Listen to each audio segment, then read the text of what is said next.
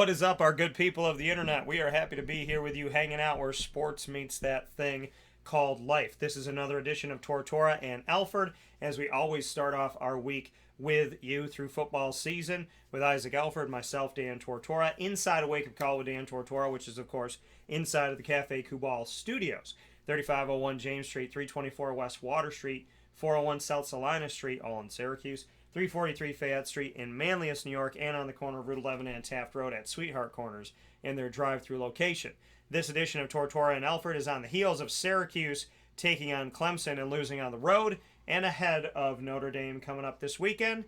We want to thank Witty Wicks for our Ottoman Cuse candle that smelled like 6-0 and still smells beautiful, but Syracuse not smelling that great. It's kind of like Syracuse's first half smelled like a Witty Wicks candle, and the second half smelled like after you hit a skunk and you see all them remnants of it on the road. So we'll talk about it with Isaac and I. Isaac's job today is to keep me from swearing. So I'm going to try to do my best. I have no guarantees. So broad paintbrush it. Let's get into it here. How you looked at the first half where Syracuse went into the break. You know, I talked about it being an extension of my birthday. The score was 10-21, Clemson, Syracuse with the lead. So you look at 10-21, my birthday's 10-21. You was feeling good. 37-game home winning streak. I just turned 37 at 8:37, so it seemed like the 37 was in my favor. Yeah. I was born and raised in Syracuse, covered the team all my life. So it seemed like the 10-21 and all that was getting set up. Second half was different. Let's go back to the first half and how Syracuse tied the game and then eventually took over. Yeah, you know what? The first half, Syracuse defense kind of rose to the occasion after Clemson kind of drove it down pretty easily in that first possession. It was one of those things like, oh, okay, you know, Syracuse missed that opportunity on that 4th and 3, and then it was like Clemson got the ball and it was just straight down the field. You was like, it was one of those moments you're like, oh, man, here we go again. It can't be this easy, you know. Yeah. As much as the defense, the last two games didn't even give up a touchdown. And, you know, Clemson first possession. I mean, it's Clemson, I get it. But, like, nah, it can't go like this. And then, like you just said, you know, offense came back down and responded, matched them back up. And then, you know, the defense settled back in. They locked in. They had a couple of turnovers. You know what? And then, like you say, halftime, we're sitting 21-10, and you're thinking, oh, man, this is the perfect opportunity. And as I told you, in my mind, at halftime, I was saying, we just needed to score 10 points. 30. Whoever could get the 30, I thought, in my mind, was going to win this game. You know, because Syracuse get the 30. It wasn't the way the defense was playing. I was telling myself, Clemson's not going to score 30 points. They still didn't score 30 points. Yeah. But I was like, you know, offensively, we didn't need to put up another 21. To me, I was like, we just needed to put up 30 points, and that would have been enough. But, you know, unfortunately, it didn't work out that way. But first half, I couldn't have been prouder of that team. You know, that team came out, took care of the opportunities. They took their opportunities. You know, Clemson was driving twice when they got turnovers. And, you know, defense stiffened up and didn't give up those touchdowns. Yeah, Shipley had a big-time run in the second half. The ball was punched out by Jihad Carter. And, you know, Jihad forcing a turnover there and having the Syracuse recover it. And then Jihad with a scoop and score going to 90 yards down the field.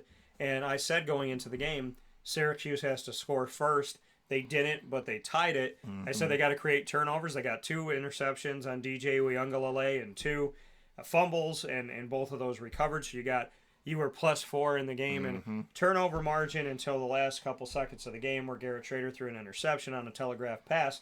So you look at this, and it's like, okay, they're winning in the turnovers. They were able to score early. They were up at halftime.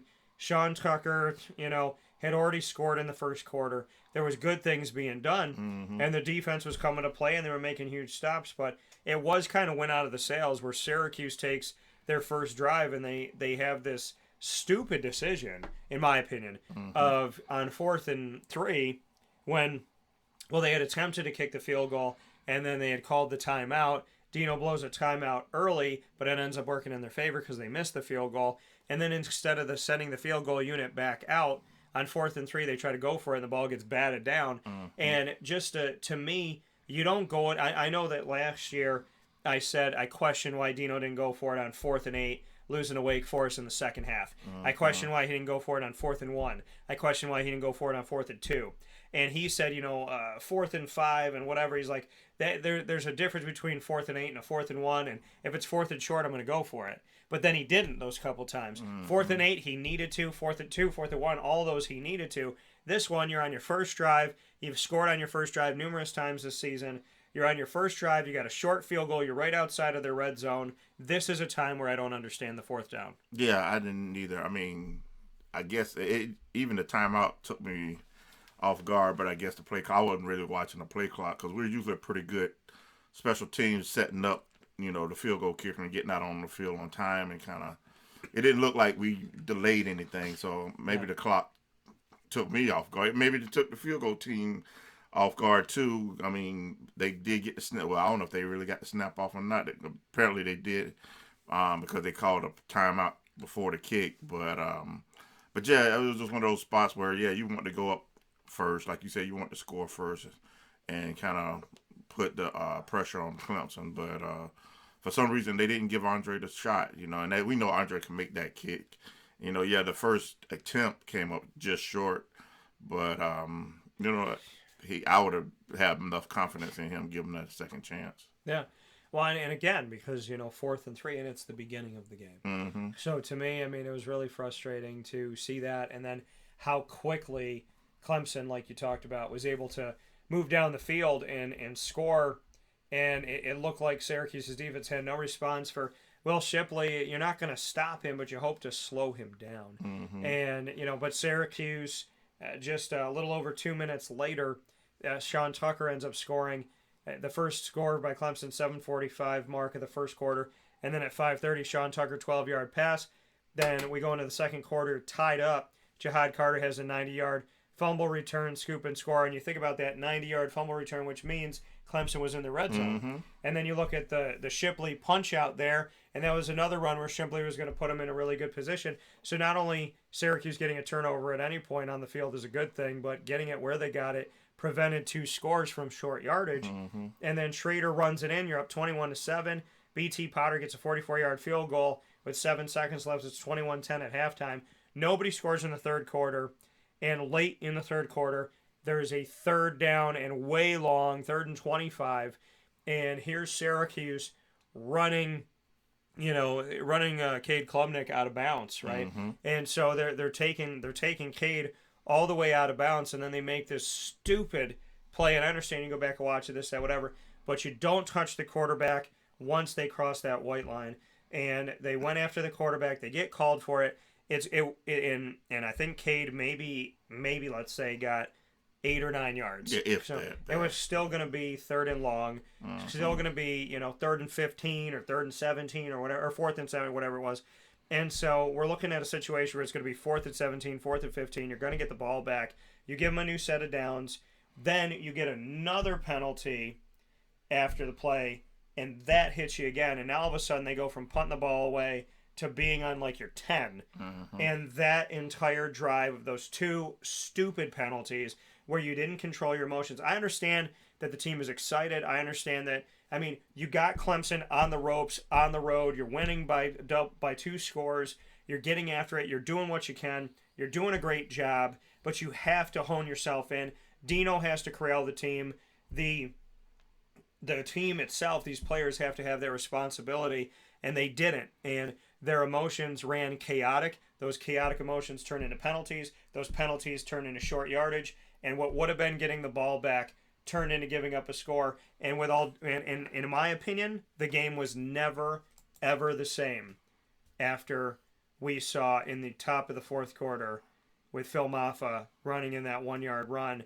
The game after that was never the same. Yeah, I think, like you said, emotions probably ran a little higher at that moment because, to me, I mean, looking at the 3rd and long play where number 99 hit the quarterback, it was really close to the sideline. Fuentes Cundiff, yeah. Yeah, and it was one of those, I told you later, I was like, kind of shades of Marlo Wax with Florida State last year when, the quarterback was down the sideline. But it was one of those bang-bang plays. It wasn't like the guy was super into the white. He was, and it's when you got 2 big bodies running at that speed along the sideline, 3rd and long, you just don't even need to get close to him. But unfortunately, he did he collided with him. I mean, I'm not going to say he didn't, but I don't think he was trying to take him out personally. But after that part, like you said, emotions probably got the best of the Syracuse defense after that because they knew they had him off the field at that point.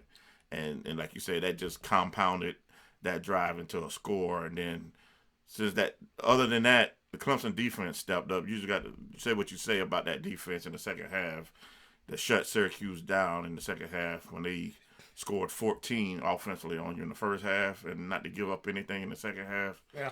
You know, they rose up to the occasion, you know, and they didn't let Syracuse. And that's not even Syracuse in the second half had short fields again with turnovers. Yeah. You said we was up +4. 2 of those was in the second half with the interception and the Will Shipley losing the fumble in the second half. So it's not like we didn't have opportunities, man. It was just you could see the momentum slipping, like you said, in the fourth quarter when Clemson started getting those runs. Shipley got the one for 50 yards to kind of put them ahead, and then the defense was just like trying to do everything they could, and they did. They got Syracuse the ball back, with an opportunity. That's all you try to hope for. We've seen 2 games so far this year. We had the opportunity late to make a play, and we've tried to make those plays today. An opportunity inside a couple minutes to play. Yeah. That 2-minute drill. Yeah, and Syracuse did it against Purdue. They did it against Virginia. And in this game, it looked like they were going to have 3 shots at the end zone with 26 seconds left. I literally saw, I'm looking at Garrett going, okay, they got 3 shots at the end zone at least. And, he looked at Oronde Gadsden. And to me, and listen, I've echoed this over and over and over again. I never said that Garrett Schrader can't pass. I'm not going to say it now. My frustration comes in 2 places. It comes in the commentating that I didn't realize how virgin our ears are because you and I at the game don't have to listen to stupidity. And the ignorance, and I'm not here to witch hunt anybody, that's why I'm not going to name names. When you're a commentator and you are making love to a team on the microphone, you sound like an idiot. You sound like a dang fool.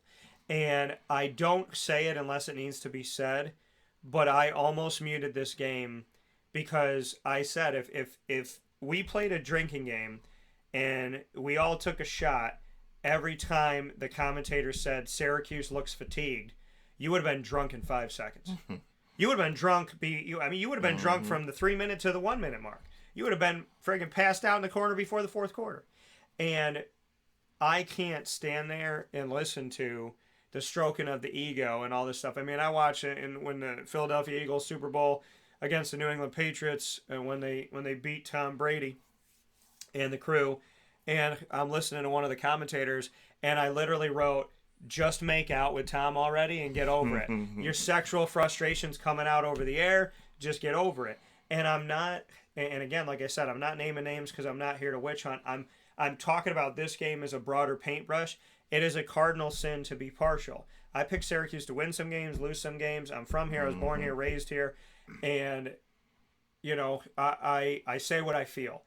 And listening to this game made me want to never listen to a football game again.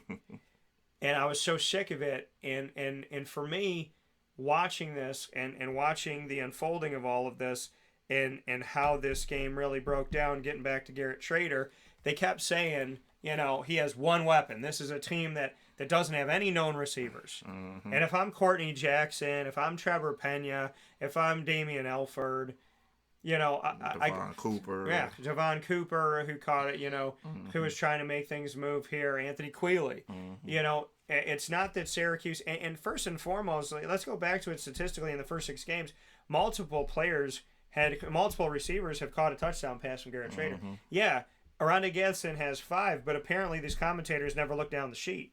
And so to me, that was a frustrating piece of it, and a frustrating element of it is when you go to the statistics of it all and you really break it down. And we talked about it last show here for Tortora and Alford inside a wake-up call here in the Cafe Kubal studios. But, when we look back here statistically and say, okay, well, who did what on Syracuse? We look at the receiving side of things, and Arondé Gadsden had a touchdown, and then you look at it, Devon Cooper had a touchdown, Courtney Jackson had a touchdown, Damian Alford had a touchdown, Isaiah Jones had a touchdown, DeMarcus Adams had a touchdown, and Amari Hatcher.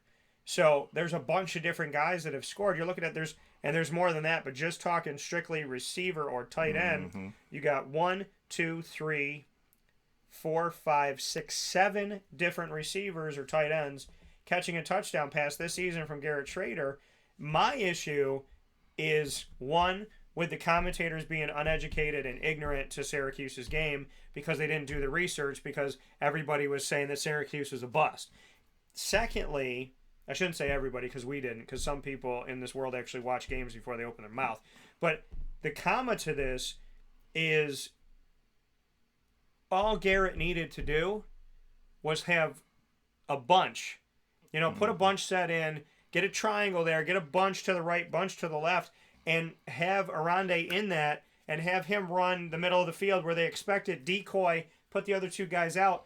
And, if other people in this world are as dumb as these commentators were to say there's no other receivers, he could have faked it to Arondé, found Devon, found Damian Alford. I know he got, banged up a little bit, but Courtney Jackson or Amari Hatcher, he has these other guys in the field. So his mistake was not looking elsewhere and running a play to where they knew it was going. But my other issue with it is, and I'm going to stick up for the guys because they deserve it, to come into this game and say Syracuse has one wide receiver. Yeah, I think, like you said, that's a lazy research. I mean, yes, it's easier probably to look back at the prior games and see Arondé getting, clutch catches, and that's what he's been. He's been that target for Garrett, and he's probably got the most comfort level with him. But still, there's other guys on that field that produced and was capable. I was kind of thinking of it after the game. I was like, man, it would have been nice, like you said, have Arondé being the decoy and had a fast guy like Adams maybe be able to do a post across the middle because,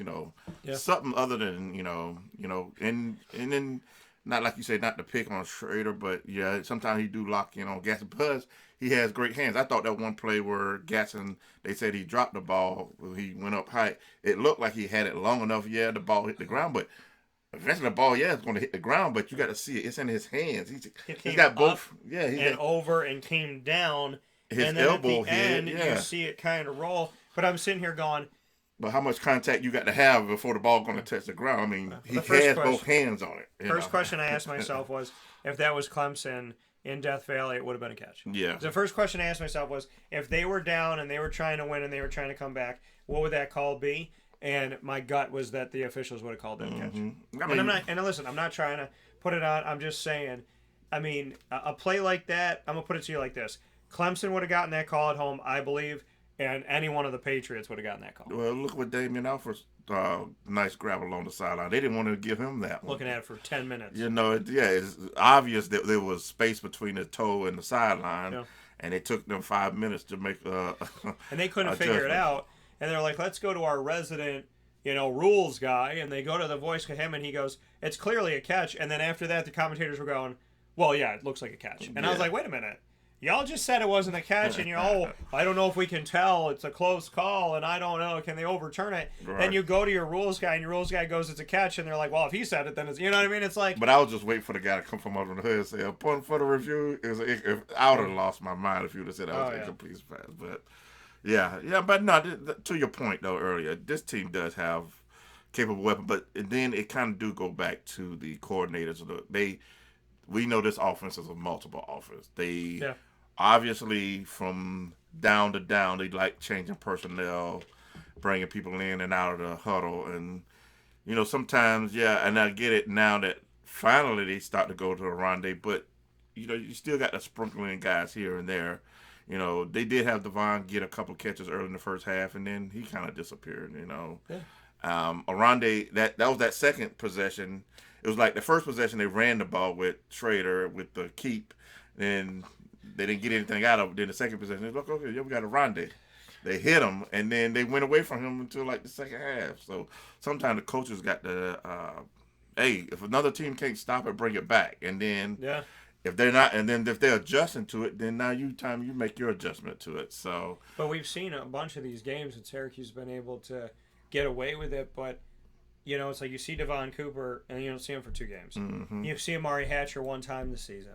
You see Courtney Jackson like twice in 7 games. Mm-hmm. You see Trevor Pena, granted came into the season injured, and they used him right away when he came back healthy, and then they stopped using him again. Mm-hmm. So the thing is like you go back to Coach and you say, what are you drawing up that Trevor Pena has a good game and you don't use him for 2 games? Amari has a good game, you haven't used him for like the last 4 games. Courtney Jackson, you barely use at all. Anthony Quealy, people are like, is he still on the team? Mm-hmm. So it's like, what are you seeing in practice that makes you think you can't go there? And Devon Cooper was one of the only bright spots last year on a team that really struggled, and he came up late and he got better and better, and then he decides to come back and have this extra year. Mm-hmm. And if I'm Devon Cooper, I'm like, I didn't come back for you to throw me the ball once every 3rd game. Right. You know what I mean? So I guess for me, it's like when you have hands like Cooper and you have speed like Jackson and you're multifaceted, just like a scrappy guy like Trevor Pena, why are they not throwing the ball there? And then Damian Alford, it's like, of course you're going to catch that pass on the sideline. He's taller than everybody out there, 6'6", and you throw him that one pass, and then what does the guy say? He's like, oh, this is only Damian Alford's 6th catch of the season in 7 games? Yeah. So he doesn't even have 1 catch per game, and he's 6'6"? Yeah. Where's the Statue of Liberty plays? Like, you know what I mean? You got a 5'10", 5'11" guy guarding him. He's 6'6". If he jumps, it's like, I just think of Ludacris. If you move, just like that. You know what I mean? It's like, to me, it's like, and then the refs are like, bring that back. That's basically what happens. Yeah, exactly. But you know what I mean? Because I'm holding penalties. But I guess Ludacris knew what we didn't know. Prognosticate and being a Nostradamus and whatnot, but a Ludadamus. But but it's just I've said it to you so many times, and I want to say it every game, and I'm like, but I feel like it's just like it's at a point where I think one of the biggest questions that you and I talk about, but then don't always talk about because we already know it's on our mind, is why don't they throw to Damian Alford? Yeah, that is a head scratch. I don't know why. I mean, you got 6'6", and with his hair, he's 7'2". Like, I mean, what are you doing? I mean, a guy with a last name like that, I don't know why would you want to give him balls. You know what I'm saying? But I wonder if he likes white chocolate macadamia. It's obvious he does. But yeah, it drives me crazy to see him line up and don't get targets. I'm gonna ask him after one of these games, and he's gonna be like, word. He's like, I love those. I'd be like, I'm not gonna tell Isaac that you said that. I was like, you don't look at me right now. You don't tell Isaac that you said that. I don't want to hear it the rest of the year. So, but I mean, yeah, it's just there's some head scratchers, and one of those plays, and it was in the second half where it's 3rd down. And it was like 3rd and 1, and then Syracuse got the penalty, so now it's 3rd and 6. Yeah, they tried to do some kind of quick snap. But you know what? On that play also, I thought Clemson jumped a little bit too. I thought there was a guy in the neutral, and I thought that maybe it was calling it because it was like they saw Schrader trying to hike it fast, and then they kind of leaned into the neutral zone. But there's that one, right? So they call it back. Yes. Right, and then on the next play, they hike the ball, and Schrader tries to run forward and gets knocked back on his butt. And I remember going, what did Coach and I see? Why, if on 3rd and 1 you're trying to run this and it doesn't work, it's 3rd and 6, why are you running up the gut against Clemson's defensive line? But Brian Brzee blew that play up. I know I was going to come to that play. I'm glad you brought that up, but Brzee blew that one up. But I don't know if you saw the previous, before Schrader got knocked back, he faked the ball into the belly of number 47. I'm like, why are we faking it to the backup offensive lineman? Yeah. What was that going to do? Because then the ref's going to go, it's an ineligible play. I mean, right. But I'm just saying, what was that? Yeah. Was Clemson going to think he was getting the ball? Maybe because they're like, oh, he's Tucker's 47. You think he's a fullback or something like that. I guess so, but Tucker's on the sideline. You got Tuck on the sideline on 3rd down, and you get pushed backward. Yeah. And your thought after a penalty is we should run it up the gut. Because Schrader is going to quarterback sneak 6 yards. Yeah, no, exactly. And I just remember seeing him go like this and falling back like a rocking chair. And I did. I put right on our social media. You see it all right here. Facebook at WakeUpCallDT, Twitter at CallDT, Instagram at WakeUpCall_DT. And during the game, I always post a bunch of stuff on Twitter at CallDT instantaneously while I'm thinking about it. I said I was like, What was that play call? Yeah, I did not get it with the What did you see? The personnel that was lined up in the backfield. It was only one obvious choice who was going to get the ball. It was going to be Schrader. But you're running a goal line play on your side of the field, Yeah, it didn't make any sense. I'd rather you maybe, I don't know if you're going to say run that same play on that 3rd and 1. Yeah. But when it went to 3rd and 6. You need to go scrap that play and go to something totally different. But yeah, that was a head scratcher. I agree with you 100% on that one. I genuinely was like, I saw this, and then I saw him go like this, and then I saw him go, and he just, I mean, there wasn't even any type of movement, and I'm sitting here thinking in my head, like, these designed runs, and they're like, oh, maybe it wasn't a run. I'm like, he was right up against his center. He didn't drop back. He didn't take any drop back in his feet. So that was a run. Yeah. I mean, it had to be a run. And what did you think you were going to catch on them? You're that close to the line. You think you're going to push through that? Yeah. No, not a defensive like that. Line like that. Yeah. If I'm pushed back and it's 3rd down and 6 or whatever, I'm getting in the shotgun.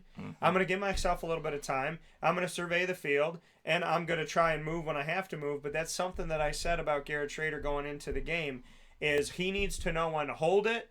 He needs to know when to look.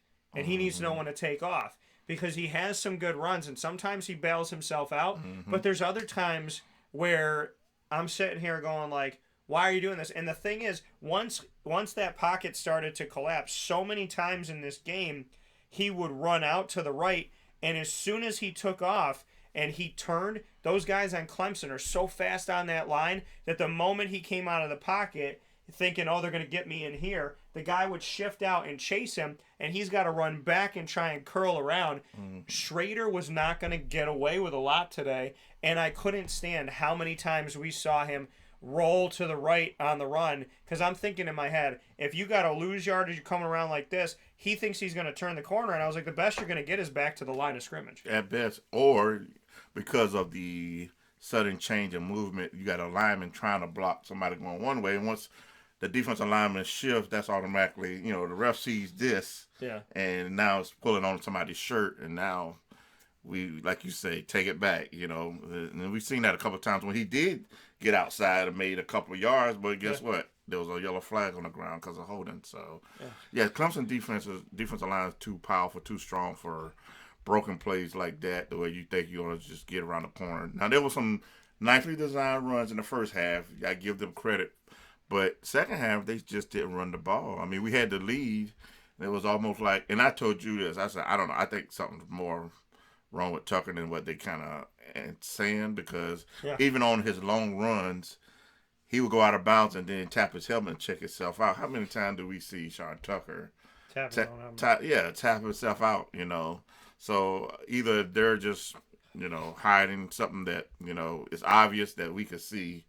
But, when you do limit Garrett to himself, he wasn't able to do that, because they was respecting Tucker. When he actually did the run option plays, 9 times out of 10, the backers flowed with Tucker, and you saw Schrader pull it, and he'll be wide open in the middle of the field.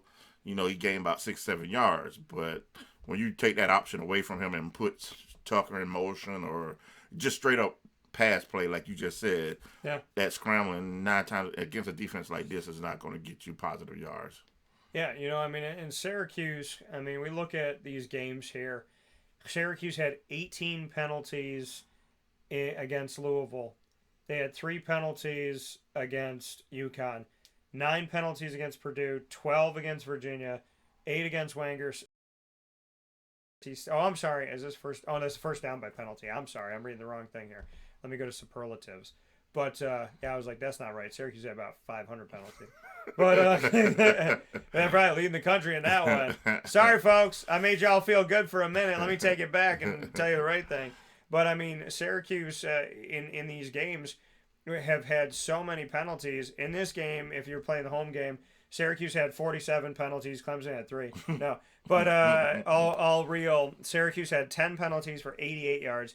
Clemson had 6 for 50. But these 10 penalties for Syracuse, and you talk about, we're looking at, this is yardage you're giving up offensively, right? And different things you're doing. They had stupid defensive penalties. They had stupid offensive penalties. But again, you end a game with double-digit penalties, and you give up almost the length of the field. You can't understate 10 penalties, 88 yards. Like, and what are penalties? Penalties, discipline. What's discipline? Discipline's coaching. So you go back to Dino and go, what are you doing in practice? What are you talking about? What is going on? Because Doug Marrone, remember all those holding calls that his teams would have? It's discipline. Right. It's discipline.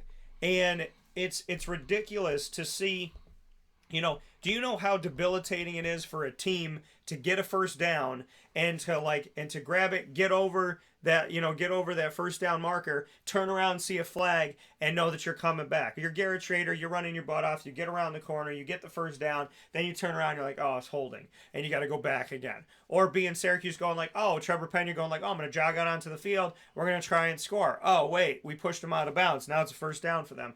Like, penalties are debilitating, and people say, how do you lose a game where you get your opponent to turn the ball over 4 times? And you know what I realize? You lose a game that when you gain 4 turnovers, you lose those games when you get penalties. Because those 4 those amazing turnovers and those mistakes that were made by Clemson, your response to them are penalties. You want to know how you lose a game where you win the turnover battle? When you make dumb bonehead calls. Because, yeah, you got 4 turnovers, but how many points did you get? In the second half, you got none. First half, you got 7 off of turnovers. But you look at that and you say, you get a turnover, you get an extra possession. What you need to do with that, come away with at least 3. Yes. And, it doesn't mean anything. When you get a turnover and you force a team to give you the ball, and then you punt it back to them, you turn the ball over back to them, you make a stupid play back to them, it negates that. Okay, yeah, it took a few minutes off the clock, and that can work in your favor, but ultimately, you are playing a team that knows what to do. You're playing, you're going up against Dabo Swinney, a multi-time national champion head coach. You are going up against people that have been recruited by teams all over the nation that saw this positivity and all this. You're seeing Will Shipley, one of the best running backs out there. You're seeing DJ Uiagalelei, who doesn't get the credit he deserves. You're seeing a defense that is going to harass you and get after you and push you because these are guys that are going to have opportunities in the NFL. You get 4 turnovers. You don't commit your first turnover until the last 20-some-odd seconds in the game. But at the end of the day, when people say, Dan, Isaac, how do you lose a game that you get 4 turnovers from Clemson? You lose by penalties. Penalties and, like you said, 3 and outs. I mean, if you ain't putting the pressure back on the other team, you're just getting your defense worn out, tired. And that's basically what the second half was. It's just Clemson, to me, when they brought in the backup, they wasn't going to really throw the ball. It was all about running the ball. You had 2 good running backs that they said, hey, we just going to switch them up. And that's really, obviously, that was the game plan in the first half, too. But Syracuse rose to the occasion. And when they did try to pass it or did try to run it, they created those turnovers. And that got Clemson behind in their game plan. But, I give them credit. They didn't panic. It was almost like the Chase Bryce game where they're like, okay, we got Travis Etienne.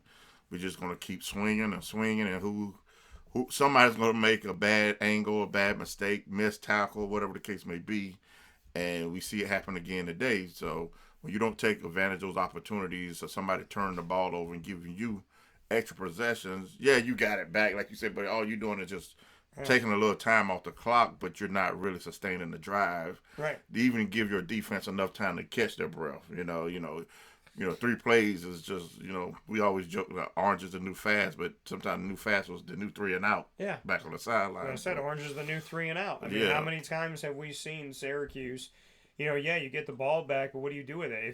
Again, I said, you take time off the clock, that's a good thing.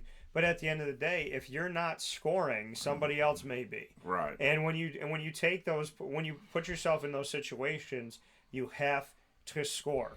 You have to score. You got to come away with something. Don't leave opportunity out there for these teams. And Syracuse has done that so many times, and it's so frustrating to see Syracuse do something like this, where you get them to have 2 fumbles lost and 2 interceptions, and you come away with nothing in the second half to show for it. So your defense, once again, like in past years, is setting you up. So I don't want to hear people after this game go, oh, the defense sucks. Oh, they lost the game for Syracuse. What happened to them late in the game? Well, you know what happened to the defense? They had to play on the field a lot. Yeah. They had to keep dealing with this stuff, and they had to keep going out there because Syracuse's offense kept puttering. Syracuse needs to understand and stay poised. that, from my point of view, and I can't speak for the players, I can only speak from what I think I saw. When you are that emotional and you're like, we almost got him, you get psyched, you get amped, you get hyped, you feel good, you get jittery. And I feel like maybe those jitters got to Syracuse toward the end of the game because they didn't play championship football like Clemson did. Syracuse against Purdue stayed poised. Against Virginia stayed poised. I'm not comparing those teams to Clemson. I'm saying there are times this season where Syracuse stayed poised in a game. This was not one of those games. They were outpoised, outconfidenced, and outplayed by Clemson, who never gave up on themselves and stayed in it. And, we've been saying that about Syracuse all year, that they don't give up on themselves. In this game, it looked like they lost their composure, they lost control of their emotions, and eventually they lost control of the game. Yeah, and then, you know what? I give, like you said, the defense did everything they tried as possible to keep this game within reach. It could have been worse than what it was in the second half. I don't know, sometimes it's like, I look at it, they're bend but don't break defense sometimes. They'll get you down into the red zone and then they really kind of confuse you with the number of personnel in the back end, especially if you're trying to pass the ball into the end zone. But, you can't, that's the difference between what Clemson's experienced in the last 4 or 5 years. They're going to always get everybody's best. They're always going to get in there. There's going to be one or two games every season that Clemson's going to catch, like this game here. But it just depends on who's going to make that play. They've been in those situations. And, Syracuse, hopefully they'll take something from it and be like, you know what, you got to finish. It's almost like last week when Clemson let Florida State score twice late. Yeah. And Dabo kind of hummed hard and moaned about, we can't give up those 2 touchdowns late, and then had a, defend an onside kick, and the defense in the second half, they say, okay, we're not going to give anything to Syracuse's offense the way we did the first half. Yeah. But when you're in that position, you just got to take advantage of those opportunities in which Clemson kept giving Syracuse. But players, coaches, they all got to go back and watch this one and see what they can do better, because nobody's just going to, a team, a program like Clemson, they're not going to lay down and just say, all right, yeah, we messed up, you got us, Yeah. This is it. No, you got to go out there and you got to play the whole 60 minutes. And, we came close. We had our chance. And like you said, the nerves or whatever it might have been, the moment might have just been, we on the road, it might have just been a little too big for them at that second. I don't really think it was, but, things happen and you press a little bit. Because even if that play where we threw the interception, that was first down. I don't even think we really had to throw that ball. He could have threw it out of bounds or something, Move on to the next play, But that comes with experience in those situations and stuff like that. So, hopefully they'll take something from it and, they can apply it as later games come up. Yeah. Here with Tortora and Alford inside a wake-up call with Dan Tortora here in the Cafe Kubal studios, giving you our thoughts on the Syracuse-Clemson game. And going back to this, I was right about the penalties I was reading here. So Syracuse, 18 penalties in their first game of the season against Louisville for 107 yards lost. Then against UConn, they ended up with only 3 penalties for 15 yards lost. 315 is the area code of Syracuse, and wouldn't that be nice if there's 3 penalties for 15 yards in other games? Syracuse against Purdue, 9 penalties for 74 yards. What helped Syracuse? That Purdue had 13 for 138 yards. And they lost their composure. Yeah. That's basically what it was. And at the end of the game, they had about 4 or 5 penalties in the last few seconds of the game. And then Virginia, Syracuse in that game, 12 penalties for 91 yards. Against Wagner, they had 8 penalties for 75 yards. And then against NC State, they ended up with 7 penalties for 60 yards.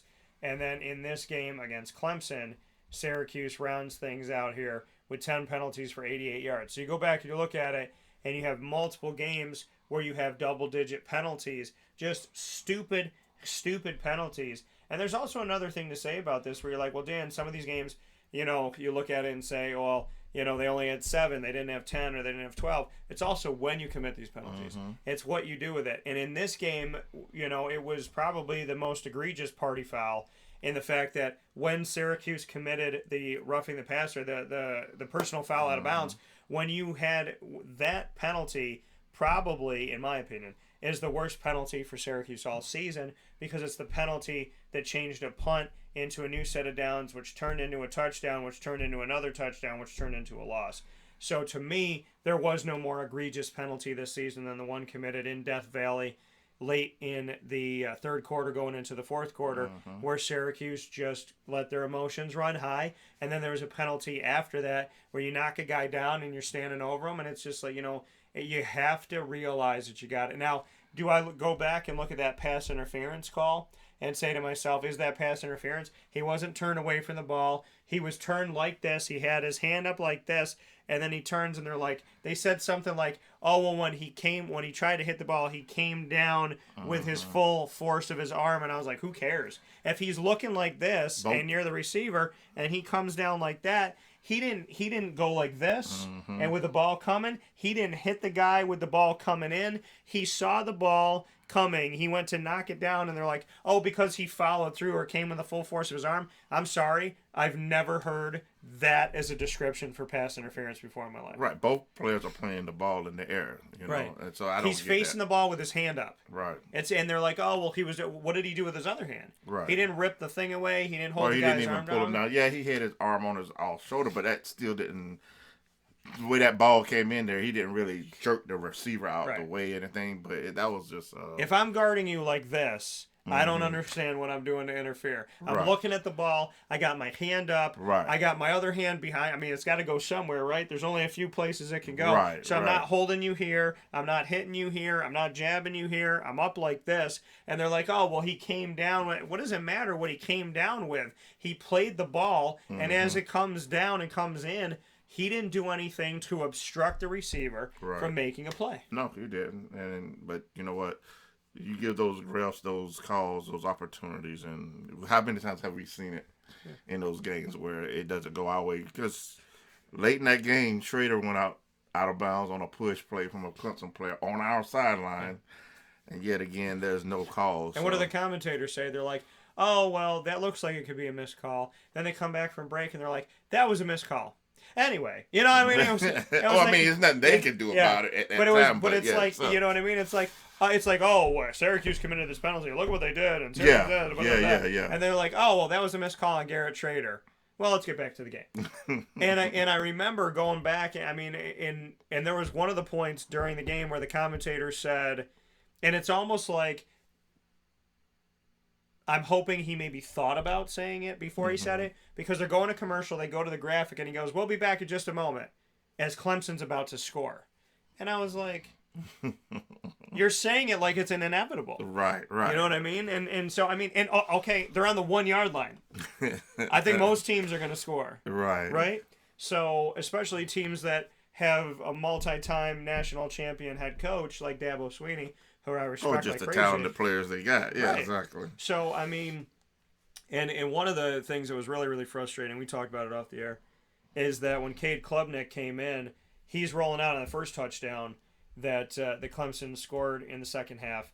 And as he's rolling out on this, he's going toward the sideline trying to complete a 2-point conversion. And it was with 13:46 left to play after the Phil Moffitt touchdown. It's 21-16. They're trying to make it a field goal game, 21-18. And he gets pressured, and he comes out of the pocket. He almost gets sacked, and he's getting chased. He's running 3/4 of the field to the right, and right before he goes out of bounds, he still gets the ball downfield, still makes a play toward a receiver that Syracuse had to be there for.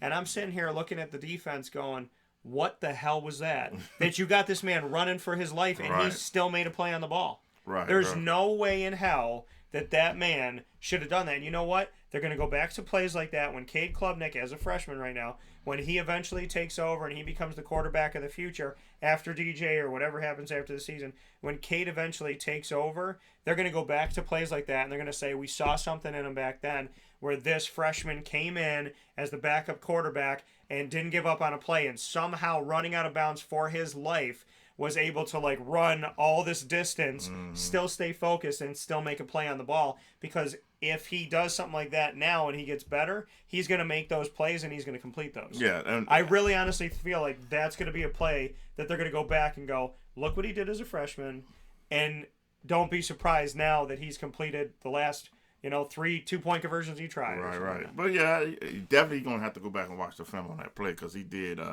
That was a bad choice by him because he threw it back across the middle and Syracuse tipped it and intercepted it in the end zone to stop him on that drive. But later in the quarter, like we were saying, it was almost the same play. He scrambled. I believe it was Marlowe had a chance to bring him down. He, sidestepped him a little bit and threw it again across his body and there's a receiver coming across the back of the end zone.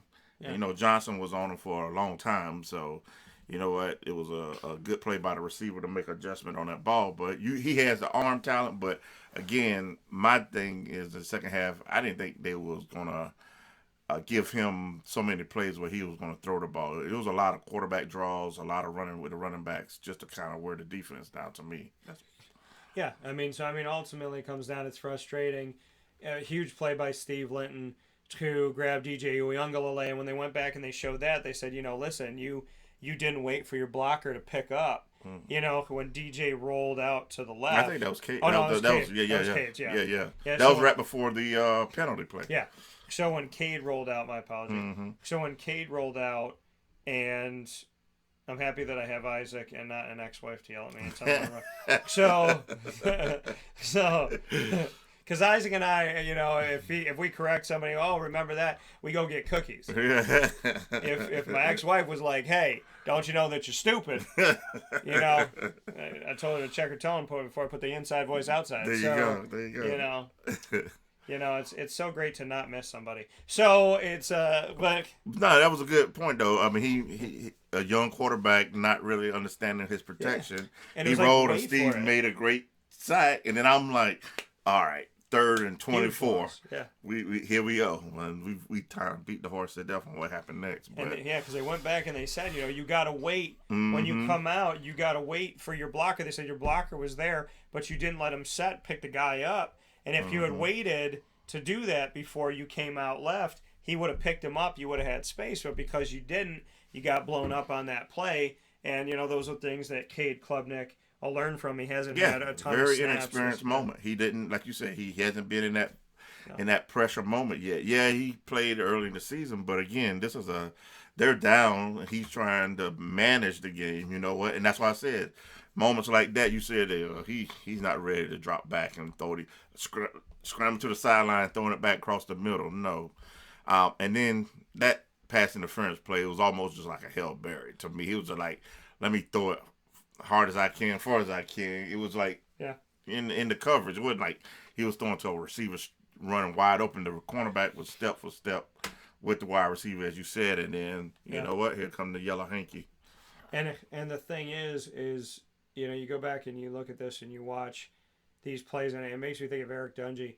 Dungy was so smart that so many times in games, if he didn't have a receiver open, he would throw toward the receiver where he would anticipate pass interference. And if you go back and watch all these games of Dungy and how many times drives stayed alive, Dungy had this uncanny ability to read down the field that if he had nothing, where to throw it with his best chance of getting a pass interference call. And he was so good at that. And I'm not saying that that's what Cade did in this situation. I'd have to see more consistency in it.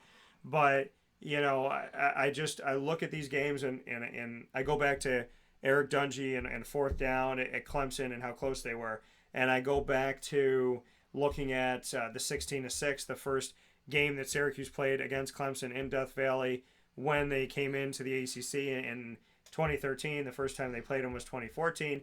And Eric Kroom and I just had that conversation. and I named all these really good players, and I said it's so hard to figure out, like how does a team lose all these good players? And he looked right at the screen and he goes, you named all them players. He goes, where are they at? He said they're all on the defense. Mm-hmm. He's like, we didn't have none of those players on the offense. Right. And they struggled to score so much. And A.J. Long was the fourth string quarterback at the time, came in 16-6. And then you look in recent history before or after the Dungy game, after that 16-6 game. And so you look at these Death Valley games, you're like, okay, they almost got him in 2014. They almost got him with Dungy that time. And that was the one where Evan Foster knocked Kelly Bryant out the game, right? No, Trevor Lawrence. Trevor Lawrence, yeah. Knocked Trevor Lawrence out of the game on a clean hit and put him out. And then, because we said to each other, we were laughing like Kelly Bryant, where you at? Right, because right, if right. he had stayed. And then you look at, in the more recent history, that just happened here within the last couple seasons, where Trevor Lawrence had not thrown a pick six in college football, and Syracuse got the first one off of him in Death Valley. So you look at throughout history here, and it's like every couple years where they go down to Death Valley, they've made it really interesting games. They fought them to the bitter end, and they've lost on the last drive. Yeah. And you look at Chase Bryce and what he did, and then Klubnik, and of course when Klubnik comes in, everybody, there's an article put up at Chase Bryce, and there's people talking about it. I was like, y'all need to shut up on that. Don't put bad juju out there. But it's like, or it's a quarterback controversy. It's not. It was just a change again. But you see how many times Syracuse, now we can say at least 4 times they've had Clemson on the ropes since 2014 of being in Death Valley.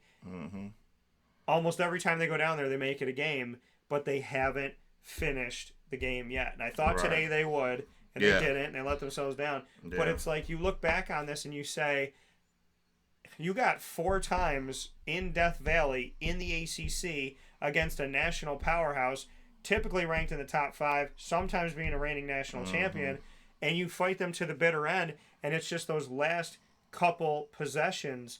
But we can't sit here and say that Syracuse this year, a couple years ago, 2014, or in that Dungy year, we can't say that they didn't compete, because Clemson had, that year with Dungy on that 4th down, when he got sacked, everybody was dead silent in Death Valley. So how many times you got to go down there before you eventually do it? So it's frustrating because it's close but not there. But, Jerome Smith says the hay is never in the barn. You got to put it there. Well, Syracuse has gone down to Clemson 4 times and put almost all the hay in the barn, turned around and realized they dropped a few pieces. Yeah, you said the right words. It's very frustrating, but so close, but you those guys can't give up. And I know they know that. And then they didn't even try to. And give up is not the word I want to say. You just got to keep fighting to the last whistle is what I want to say. It's not like they gave up, but they tried so hard. But, that's just what makes that Clemson team. They like you said, they got the kind of players everybody want to recruit. And those guys going to fight you tooth and nail to the bitter end. This was one of those games. We just saw it with Wake Forest and Clemson in overtime. You know what? Yeah. You just got to give them everything you got, and you know what? Sometimes it just didn't go your way, but today was a day that Syracuse was in control of this game, and they just let it slip through their hands, and that's what's really going to hurt them the most, is that they know they had this team in Death Valley, opportunities like you said previous years, and they came in confident. It's not like they came in this game like, oh, maybe we can do it. I think these guys honestly, leading up to the game, knew they had a team that they can come. And it was almost like they said, hey, they got to play us. It's not that we got to play them. Yeah. And they truly believe that. But you know what? That's what championship teams do. They're just going to keep fighting. And you know what? Syracuse, they'll be all right from this, because I think Clemson team, you want to talk about recent history, there was a Florida State squad under Jimbo Fisher that used to give Clemson just as amount of fits as they giving us, and you just got to get over that team and mentality that you got to break through that, and once you do, that's just going to set your program up for future success if you can maintain recruiting and stuff. I go not just to change it, but I take it as the Bulls getting through the Detroit Pistons, the Detroit getting through the Lakers. Any team that got to try to make a name for themselves, there's always somebody in your league that's ahead of you that you measure yourself up to, that you got to get over that hump, man. And they had it. this game, that's why I would make it so frustrating. They had the opportunity today. Yeah. Because this was a game I didn't think they were going to come in and create that many turnovers. And just to see them come out and execute and do that side of the ball, and it's like, okay, yeah. And I didn't, honestly, first half, I was like, man, Syracuse offense, I had enough confidence in what I saw in the first half to say, oh, we don't have to put a lot of points on the board. Just give me 10 points. And that's it. And we just couldn't do it. I mean, the last 2 times you've gone down to Death Valley, you have a defensive touchdown. Yeah. Yeah. How many people can say that? Exactly. And game-changing plays, too. I mean, it's not like, that scoop and score, man, that took a lot out of Clemson there. And then the whole crowd was quiet. It was at halftime, and they was panning through the crowd. And it was so quiet. There was one guy that said, "Hello, Mom. How about it?" It was clear as day. Yeah. And it was their homecoming. It wasn't looking too good. It's like watching Congress when they're passing bills that affect us all. Exactly. They wasn't happy. Don't ever watch C-SPAN when they're voting. It'll terrify you. There's 3 people there voting on something that you think the whole country's voting for. There's 3 people in there. There's one guy that's been in office forever. He's 90 years old, and he's like that. And I was like, bro, and I was like, what was that? Oh, no big deal. That's just a tax bill. Everybody's rates are going up. Exactly. So, but I would say Clemson, that program, even though we lost that game, they got a little respect for us. And if you don't respect Syracuse team, you can see what they can do to you. I mean, we had a top 5 team on the ropes in their building. Yeah, we didn't finish. No moral victories. There's no you don't get a trophy for almost did. You got to finish it. But well, you get a trophy for almost did if you play a youth sport. That's what it is now. You got 15th place. Here you go. And I was like, yeah. And you know what? You say that it's good for society when those kids are now. Some of those kids are now teenagers. They're going to college, and now we're dealing with them. There's some of them girls in their young 20s. I almost broke this broken story, but somebody else got the breaking story. You know what I'm saying? But I mean, that's the thing. Is like what you realize is that these kids that you all gave a trophy to, now Isaac and I, now that they're older, we're dating some of these people. They're insane. And, and you're dealing with these people on it, and they think everything's owed to them, and everything comes to them, and everything's easy, and blah, blah, blah. No, it's like whoever decided to give a 12th place trophy, I want you to understand, those people now think that if they show up to work, or if they don't show up to work but they have a good excuse, they don't show up to work for 5 days, they'll come in on day number 6 and go, I think I need a promotion, and they just started. And they didn't show up for the last 5 days. So stop giving trophies to every single place, because those idiots become adults, and those adults become people we have to deal with, and that's your fault. Yeah, it's true. It's true. Dang it. It's on you. Old school, you got to earn what you keep. You know what I'm saying? So, yeah. And what does it tell the world when the Astros get a trophy for, oh, yeah, they cheated, but they get to keep their trophy? Ridiculous. See, back in the and this is, I felt this back in the day for me. So when I was in high school, we did a Spanish class thing. Or no, I'm sorry. We did a science fair, and my buddy James and I did an allergy and asthma thing. We won first place, right? So we got a blue ribbon first place. The next year, we got a ribbon that was blue, same color as the first place one, and it was like, thank you for being here. And I said, what the hell is this? I said, throw that crap in the trash. You get like the ribbons looked exactly the same. So I said, I got first place. Now you're telling me, oh, I should just be happy to be here. I didn't even have to do anything. I said, what does my first place ribbon mean if I just got a ribbon for being alive with a social security number? I literally said, I told my teacher, I said, tell him to keep the ribbon. Right. I don't want it. I don't want it. Understand something, folks. Syracuse had them on the ropes, but they didn't knock them out, okay? They did not have that knockout. When you go back and you look at this stuff and you say, okay, there's those fights in the ring, right, where you see different people get them on the ropes. Like, who is the dude that who fought Floyd Mayweather? The one guy, I don't know why I can't. Not Manny. No, not Manny.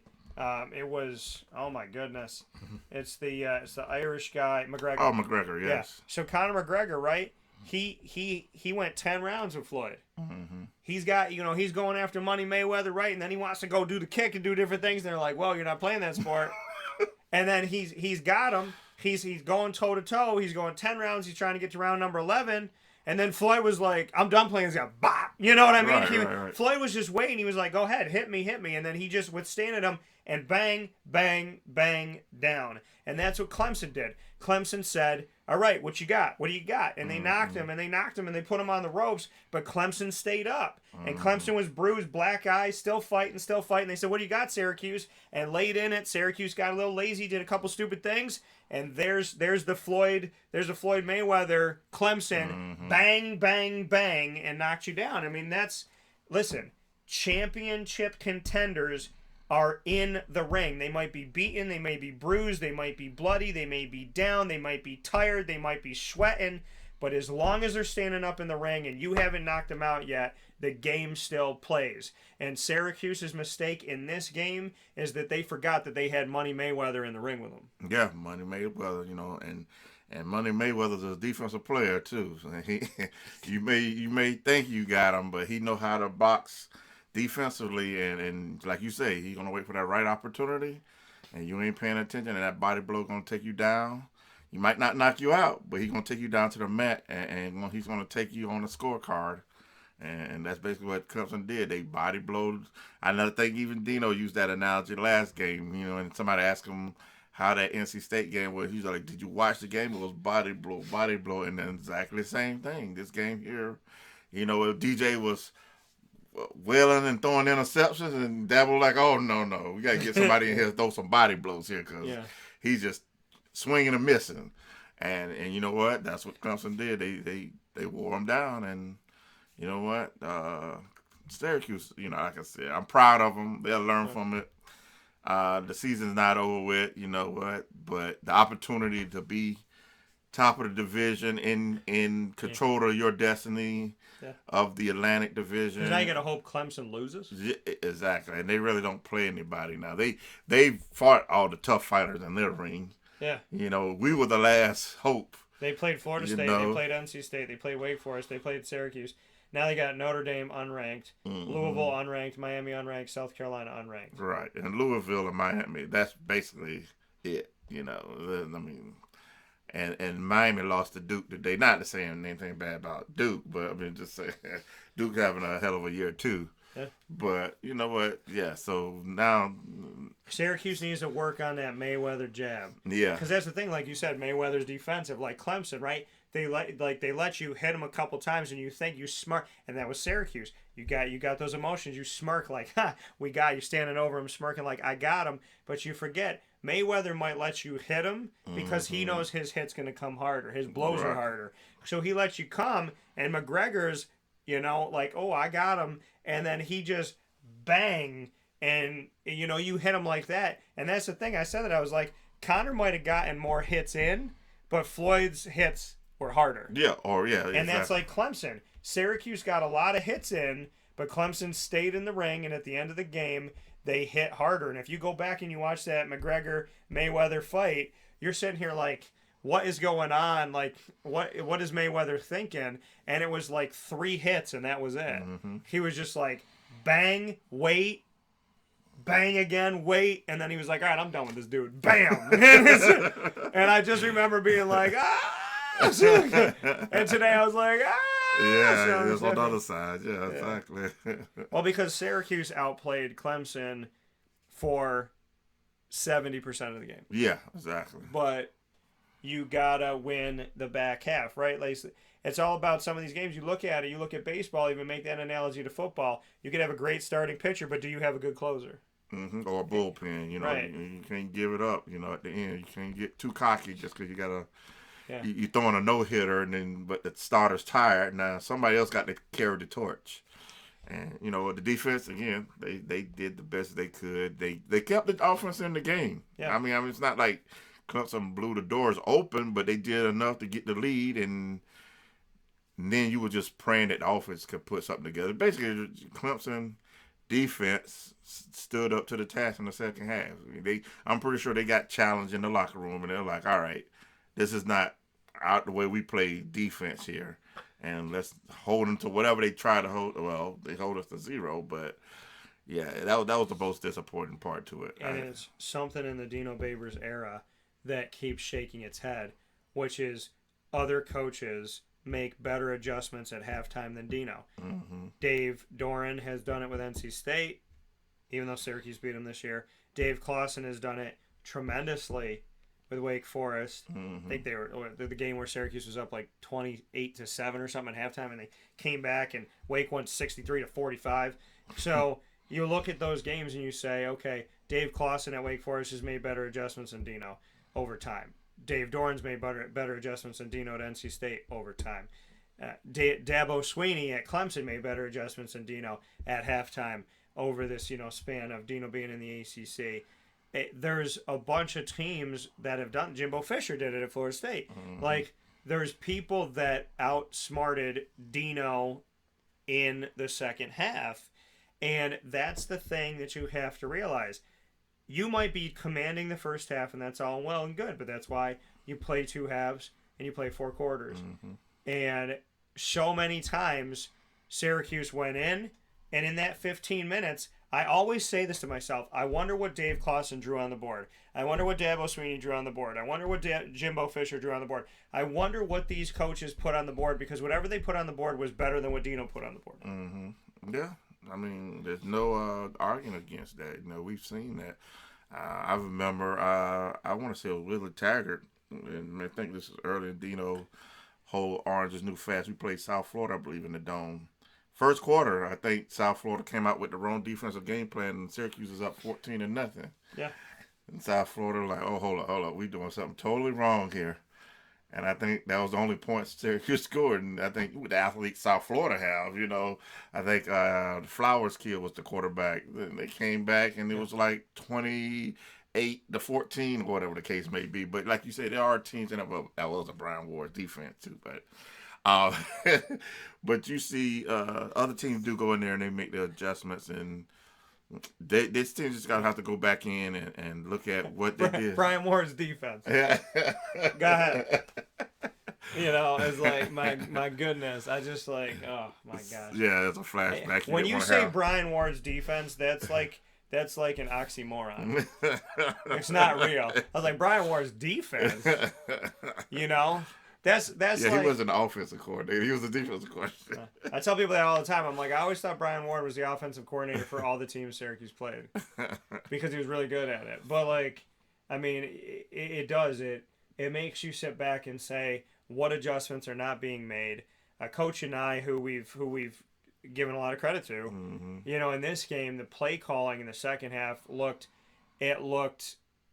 pedestrian. It looked ridiculous. It's like, why are you running the ball in this play? Why aren't you passing the ball? Why are you putting yourself in a position where you have to pass the ball? Why aren't you using your play action? Why aren't you using your decoys? If Sean Tucker's not 100%, they're still going to respect him. Mm-hmm. Why aren't you using Arande Gadsden? You literally look at Clemson, and Clemson knows, and you know, that your best players are Sean Tucker and Arande Gadsden. Mm-hmm. So why aren't you using other people? Right. You got Speed and LaQuinn Allen. You got all these receivers that we had named before. You have different weapons and different pieces and different ability. By the way, Sean Tucker, in the one time they let him run the ball late in the game, he ran it up the gut for a first down, and then they went, all right, you're done. Yeah. It doesn't make, you've said it, they use Arande Gadsden, and then they bring him off the field. You use Sean Tucker, and then you forget. 5 carries, 54 yards, 10.8 yards a carry. When in a million years do we think Sean Tucker was going to run the ball 5 times, and he averages 10.8 yards a carry? If I'm Clemson, I'm Dabo Sweeney, and I look back at the stat sheet, and I pick it up after the game, I go, why the hell didn't they run the ball more? Mm-hmm. It's the same thing about Michigan State when they played Syracuse, and I was in Detroit, and I'm watching this game, and they got this big man who has just been wreaking havoc on everybody, and then in the game against Syracuse, they barely passed him the ball. Mm-hmm. They never gave him the opportunity. So it's like, here he is with 30 shots, and in this game he's taken 8.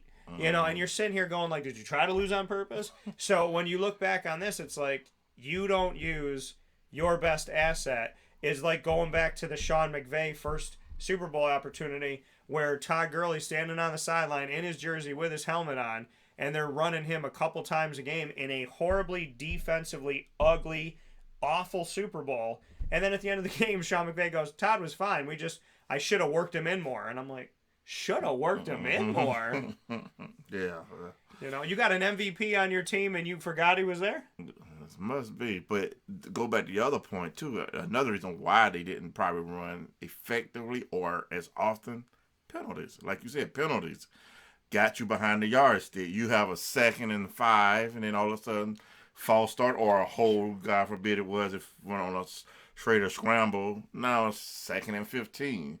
And then Clemson know what they got to pass the ball. Now we're going to pin our ears back and rush the passer. You know what? And if he don't pass it, he's going to scramble. Yeah. You know what I'm saying? So the penalties, again, rear ugly head up, and then it doesn't keep you in phase with what you should be doing offensively. And then once you get that out of whack, you know what? That was a good 3rd down where Cooper, I believe it was Cooper, he tried to make a sliding catch, and it goes off his hands. And basically after that whole point, the whole offense was just out of rhythm after that 3rd down play.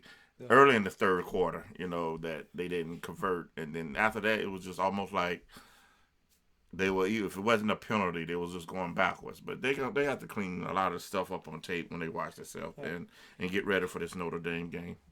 Being known as one of the most penalized teams in the country is not something that you want to. No. Self-inflicted wounds, Basically, yes. And that's the thing. That's like you dating somebody and then being like, oh, she doesn't cheat on everybody. It's like all these self-inflicted wounds. You know what I mean?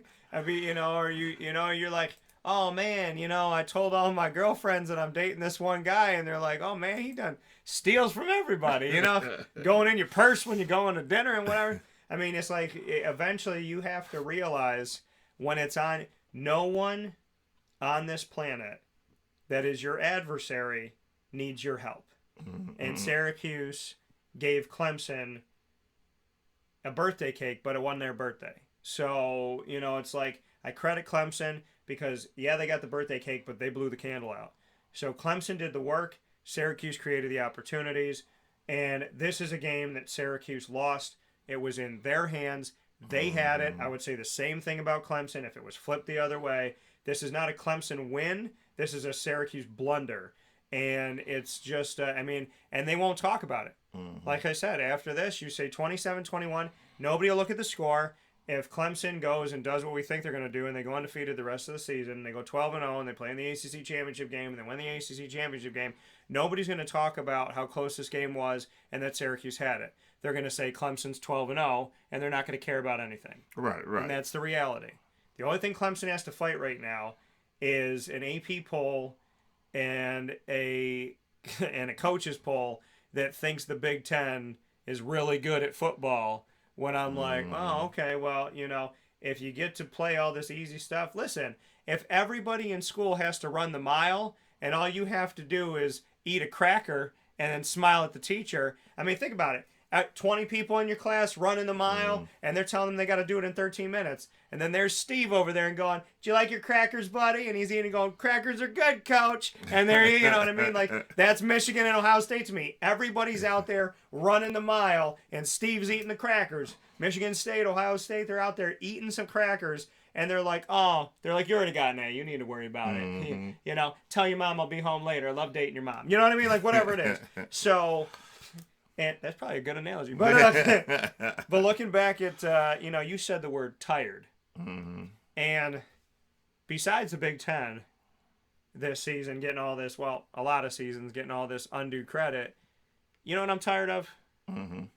It starts with an N and it ends with a D. So, Notre Dame. Who did Notre Dame play this season? I'm so glad you asked. Yes. They played Ohio, and they got spanked. 21-10 in that game, lose by 2 scores. Then they lose to We Are Marshall, 26-21 at home. They lose to California unranked. They lose to North Carolina unranked. They beat California let me go back. I was angry. So see the right colors there. They lose to Ohio State. Not a red. My anger makes me colorblind. But they lose to Ohio State, and then somebody's gonna type to me, Dan, I'm colorblind, and I'm triggered. So they lose to listen. What is it? Colorblind people matter. I don't know. Yeah. So Ohio State. So Ohio State. And, you know, people today when you broadcast it, it's like you got to check it. What did I say? You know, orange crayons matter. I love crackers. They're like, Dan, you made fun of a person named Steve. My boyfriend's name's Steve. Steve is offended. All right. Sorry, Steve. I was just using a random name, and that name popped up in my list. Kind of like when a hurricane gets named after you. I know if a hurricane's named after one of my ex-girlfriends, you better get the hell out the way. I almost said the F word. I didn't do it. Yeah. Got through the whole show, didn't do it yet. Yeah. So Ohio State, Notre Dame loses that game. They lose to We Are Marshall at home. They defeat an unranked California. They defeat an unranked, at the time, North Carolina. They defeat a BYU team who was ranked in the top 18. I'll give them that because, or I'll say that that's a quality one because BYU does push you every year, right? They're a good program. Stanford, and you know, and I love when people tell me this. Dan, they play Stanford every year, and Stanford on paper is a good team. What the hell does that mean? The Cowboys get picked to win the Super Bowl every year too, and everybody knows that's probably not going to happen. So, and I like the Cowboys, and I'm telling you that. So Stanford, they lose that game against Stanford at home. Then they beat unranked UNLV. So you got 3 losses this season. You're 4 wins. One of them is against a ranked team. And now Notre Dame has to come to play Syracuse on the road. Then they got to play Clemson at home. They lucked out with that one. Then they got to play Navy. They got to play Boston College. They got to play at USC, which is probably their toughest game of the season next to Clemson. So here's my thing, but USC's on the road. So Notre Dame is 4-3. The whole point of me bringing this up and telling you I'm tired is they're 4-3, or what are we going to hear? Notre Dame is a storied program. Notre Dame is good. Is Syracuse ready? Notre Dame's going to give them the same hell that Clemson did. No, they're not. It's Notre Dame, yes. But just because you wear the jersey that maybe somebody wore 100 years ago does not mean that it's the same person filling out that jersey. Notre Dame did not deserve to be ranked 5 in the country, and after watching some of their play, they didn't deserve to be ranked in the top 20 in the preseason. Syracuse gets no respect. A bunch of other teams in the ACC and elsewhere get no respect, teams in the American Athletic. But Notre Dame, an independent team, gets put 5 in the country. They're 4-3 right now. No one's going to admit that they got those rankings wrong. And here we are where they have to play Syracuse. So, going into October 29th, where Notre Dame finally agreed to play in the Dome for the first time in forever because we don't play in small stadiums. Hey, you want to play us? We'll go to New York City. No, we won't. There's a bunch of Notre Dame fans in New York City. That game that I went to in MetLife was split. It was Notre Dame and Syracuse, and it was one of the most ugly. Nobody wanted to win. It was one of the ugliest games I've ever watched. It was like Notre Dame going, you have the ball. No, you have the ball. No, you have the ball. No, you have the ball. And here we are in the Dome, October 29th. We are going to see this game played in the early afternoon, no matter what. And 4-3, a win against a ranked opponent, and nothing else to write home about.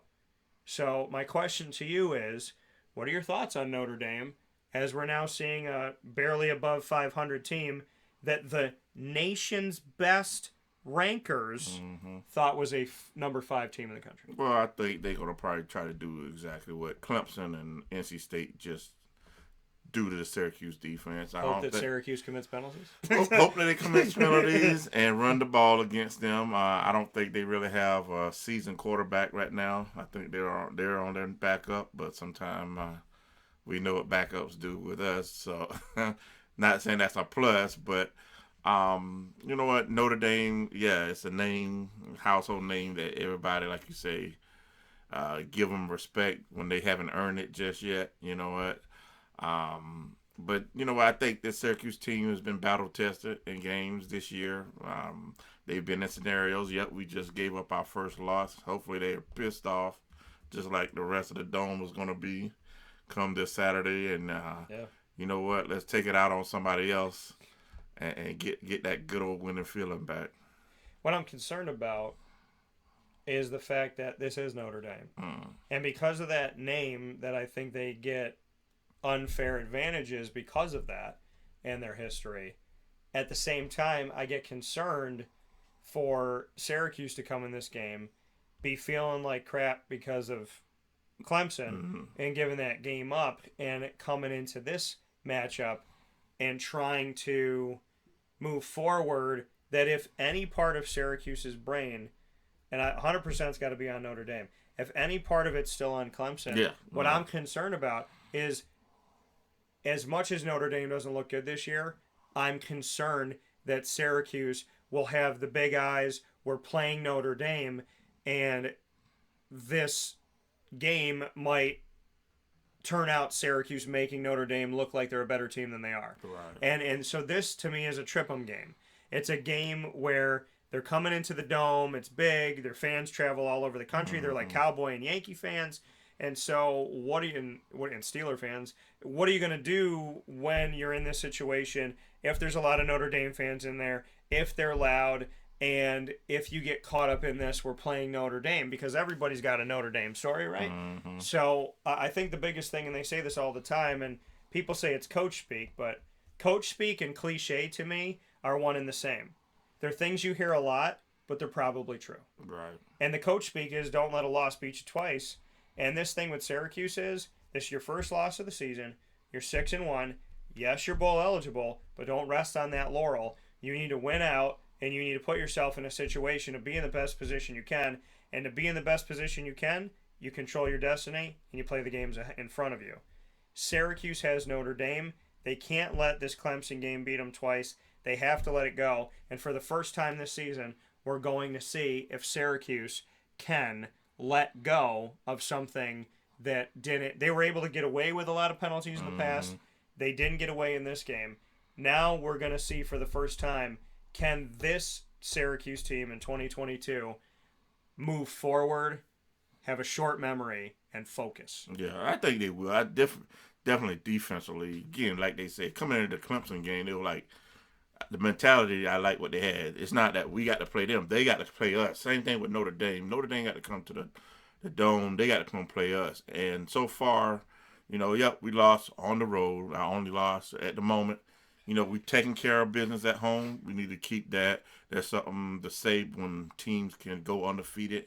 I think even in our last 10-win season, that's what we did. We took care of home base. Yeah. We didn't lose a game at home. So there's still a lot to be prideful about in the program. Say, hey, Notre Dame's coming into our house.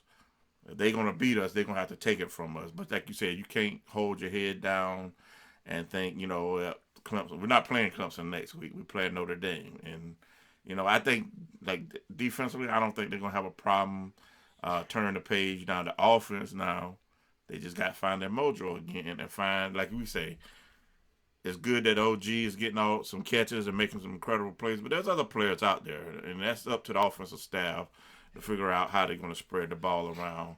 And like you say, if Tucker ain't 100%, you know what? Put somebody else that's back in the backfield that can carry the rock a little bit too. Schrader doesn't have to be, the magician, all the time trying to make a play here and there, just scrambling. But you know what? They're this team. They're real close. I don't think they're a team that's going to give up. Yeah. And you know what? The win 6 in a row, that was just something. Only the beginning of the season, and there's still a back half of the season that if these guys can just stay locked in, I think they can still pull off some amazing things. Yeah, I mean, you look at it and you say, okay, yeah, you went 6-0 this first half. In the back half, do you want to go 1-5? Do you want to go 0-6? Do you want to go 2-4? You need to treat this second half of the season like you treated the first half of the season. Play the game in front of you, and these guys, listen. No one's trying to lose. Everybody's trying to win. The Syracuse team has been locked in. They've been good, but now they have to show if they can bounce back from this. And this is going to be their test. It's Notre Dame. It's the next game up. It's the next game in front of you. By the way, it's good, and I agree with Bob Holliday from WRALSportsFan.com, who's always on the show every single year, and always love talking with Bob. And him and I were discussing, and he said Syracuse has to beat Notre Dame. And anybody that's got Notre Dame on their schedule in the ACC, they got to do it. It's North Carolina's only loss, and Syracuse has to take care of Notre Dame. They have to show their prowess. They have to get back on the right side of things. And I mean, listen, yeah, it's a big game. It's like a Clemson game, but you said it. Syracuse doesn't play Clemson the rest of the year. They're not going to play Clemson again. They're not going to play them in a bowl game because they won't do that, right? They're not going to play them in the ACC championship because you're not going to play a team in the Atlantic, even if Syracuse were to make it somehow. So you're not playing Clemson the rest of the year. It happened. It's over. And now it's time to focus on the team that you are playing, which is Notre Dame. Drew Pine, who's come in for Tyler Buchner, who had a season-ending surgery. We look at Pine. He has 872 yards. His completion percentage is just under 67%. 10 touchdowns to 2 interceptions. He's been sacked 6 times this season. And we look at Logan Diggs, who's coming off of a strong game. And so is Chris Tyree. So we look at Logan Diggs off of UNLV, had 4.6 yards a carry, 130 yards on 28 carries. Chris Tyree, and we know David Tyree, for his time at Syracuse and his amazing grab called the bubblegum stuck to the back of the helmet that helped the Giants beat the Patriots and Tom Brady and Bill Belichick for the first time. Chris Tyree, during the Tom Brady-Belichick era, Chris Tyree, 10 carries, 43 yards, and a touchdown. The team against UNLV had 223 yards rushing and almost averaged 5 yards a carry as a team on the ground with 3 touchdowns overall rushing-wise. So some good things here. Michael Mayer, you're looking at the fact that 115-yard wide receiver there, 6 catches, had a touchdown, and only a few guys got involved here. Only 4 guys caught balls in the win over UNLV. But, Notre Dame, Pine's trying to figure it out. He's trying to, see what he could do. And in the backfield, we know that they're going to be multiple. And, receiving the ball, Michael Mayer, at tight end, led them with 115 yards. So we know they got a strong tight end. Syracuse has Arondé Gadsden the second at tight end. And we know that, you're facing a rushing attack where multiple players have had carries. A bunch of receivers have had them. Buchner, when he was playing, ran the ball. Pine has run the ball 22 times so far. And then Diggs, Tyree, and his team have all gotten involved. So we know you're going up against a Tucker. This is a team where if they're going to try and ground and pound it, they have multiple players in the backfield to do this. They have a tri-headed, if you add your quarterback, a quadra-headed backfield here. And what does running the ball do successfully? If it gains you first downs, it takes down the clock. So you get your first downs, you shorten the game for the other team, you push somebody inch by inch into their end zone. And I've talked to football players. To me, there's nothing more debilitating than backing someone into their own end zone slowly. And that's what running the ball does. So if Notre Dame's going to come into the Dome and run, and Syracuse, obviously they're going to watch the tape and see, what did Shipley expose? What did Maffa expose? And Notre Dame's going to have multiple guys out there to try and do it. And I think Syracuse is going to have to keep the ball, move the ball, be smarter on their play calling. I think Coach and I might have gotten out-coached in this past game. And Notre Dame, you got to stop the run, because if you don't, I think they show you on paper that they can run that rock. And if you run the rock and you extend your drives and you slow it down for Syracuse, you're going to really, really put Syracuse in a debilitating situation. And if you're at the game and at the end of the game where Garrett Schrader has to throw it down the field, it's not that he can't, but you never want to have to be one-dimensional. And when you're playing from behind, they know you're going to throw the ball. Yeah, and Notre Dame usually comes with a big offensive line, physical team. I think Big Ten type team. Yeah, exactly. And Dino would tell you that those type of teams are physical, and if you don't bring the physicality with it, they're going to, like you say, back you back into your end zone. I think that's just, even with Syracuse now, defensively, even it's, we taking some hits, and I commend these guys that, football is not an easy game. You get hit and hurt, you go out, you sit on the side, you could check out, but these Syracuse players, man, they came right back into that game and made some plays in there, and they fought to the end. So, and they're going to have to do that again against Notre Dame. Notre Dame's going to be the same team, try to out-physical you, and you know what? You just got to bring it for 4 quarters, and offensively scheme up something better in the second half, and, and try to keep your defense off the field for a change. You know what? And that's been kind of really the recipe Syracuse been doing so far. They've been scoring the points, and the defense had those opportunities to sit on the sideline, put their game plan. Hey, let's do a little this or that to the other team.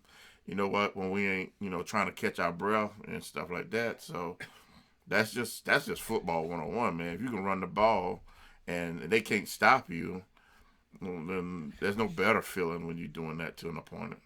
Yeah, we look back around the country here. Some interesting games. Ohio State beat Iowa. Tennessee beat University of Tennessee Martin. Big time games for these top 3 teams in the country. LSU took down Ole Miss. LSU unranked, beating number 7 the Lane Train and Ole Miss. Ole Miss is now one of the 9 teams like Syracuse that's no longer undefeated. So LSU will be a top 10 team by the time next. Yeah, so LSU, LSU 45-20. Yeah, there you go. So that's LSU gets it. Oregon and UCLA. Oregon gets UCLA 45-30. A 10 beating a 9. Oregon at home. Which doesn't help Syracuse. Oklahoma State defeating Texas. 11 ranked Oklahoma State over 20 ranked Texas. Doesn't help Syracuse. Wake Forest blows out Boston College 43-15 at home in Winston-Salem. And we look at some of these other games. Tulane keeps winning. They'll probably stay in the top 25 here, which is a good thing. And Indiana continues to struggle this season. Rutgers best them. Houston takes care of Navy easily. Talked about Duke beating Miami on the road. And honestly, I think Miami probably should play the rest of their home games somewhere else because Middle Tennessee's beating them there. Duke's beating them there. It's not good to be in Coral Gables right now. Liberty keeps winning. They take down BYU, who's not ranked anymore, 41-14, scoring the last 38 points of the game. Liberty did. Crazy. And so, there's definitely some games here that have, and Missouri gets away from Vanderbilt at home 17-14. And Stanford hold the presses. Stanford beats Arizona State 15-14 in their game. Hawaii wasn't able to score a lot. Colorado State gets them in Colorado 17-13. So, definitely some games here. The ones that are circled are, believe it or not Ohio State or Tennessee's wins over nobody. But, and I'm not here to knock Iowa or Tennessee Martin. I'm here to say Tennessee has been battle tested, and I give them credit for that. Playing this game in the middle of the season should not be allowed. And Ohio State continues to beat unranked teams at home. So it's, I guess,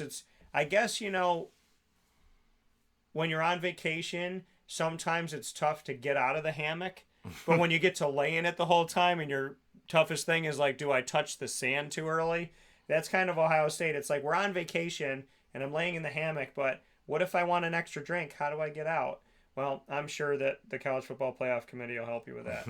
But ultimately, the big game is LSU defeating Ole Miss.